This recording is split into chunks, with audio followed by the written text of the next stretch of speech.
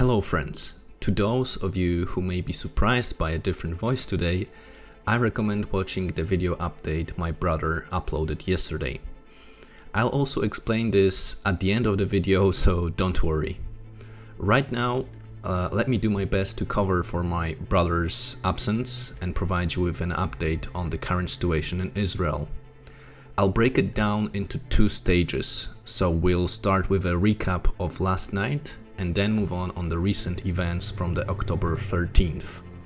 So during the night, the Israeli Air Force executed a strategic operation targeting a total of 750 military objectives. These targets included underground HAMAS terror tunnels and military compounds.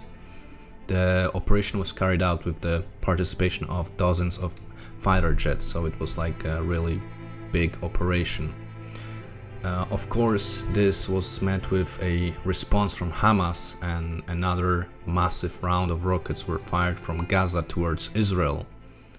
From the last IDF report, already there were over 6,000 rockets fired from Gaza, so this is just a horrific number. But not only that, the former Hamas leader, Khalid Meshal, called for Muslims and supporters to gather around the world on Friday. He urged them to unite for the cause of jihad. So a lot of Muslims and people supporting Hamas did gather in many countries around the world. Here is a picture from an anti-Israel demonstration during prayers today in Baghdad.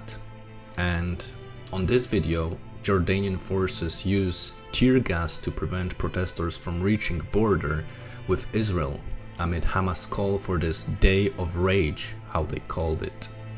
So clearly this call from Hamas was answered. What is sad is that a large group of people who participate in such protests will claim that they do not support the terror carried out by Hamas, but rather support the Palestinians living in Gaza. However, it is under the direction of the Hamas leaders that they attend these protests. It's just disheartening and somewhat hypocritical. And we already know that there were criminal accidents after this call.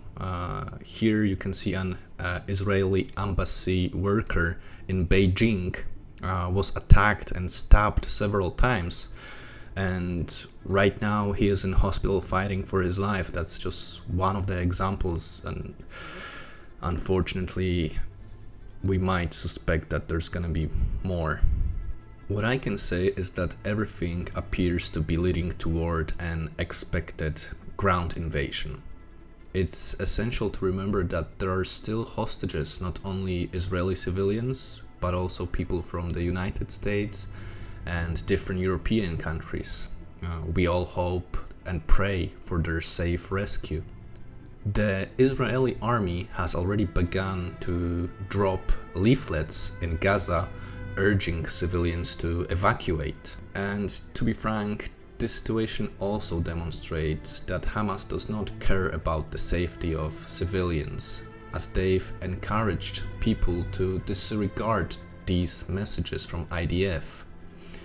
Fortunately, the IDF spokesman has stated, and I quote, "The population of Gaza City has begun moving south significantly to protect itself."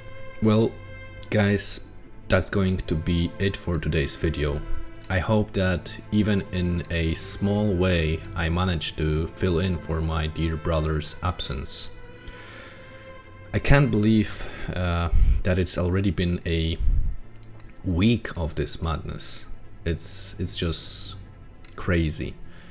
I remember that we were with my brother in Israel about 3 or 4 weeks ago, and it was really calm back then.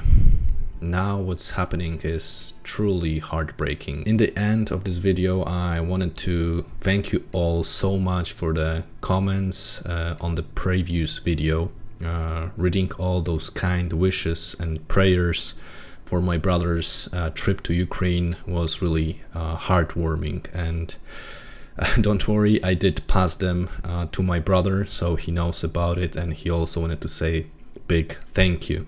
I can tell you that he safely arrived in Ukraine, and now he's there to help the Ukrainian Jewish community. I might ask him for some pictures to share with you if you want. Please continue to pray for Israel. This is really important and that matters. If you want to stay updated, you can follow us on Instagram, on X, the former Twitter.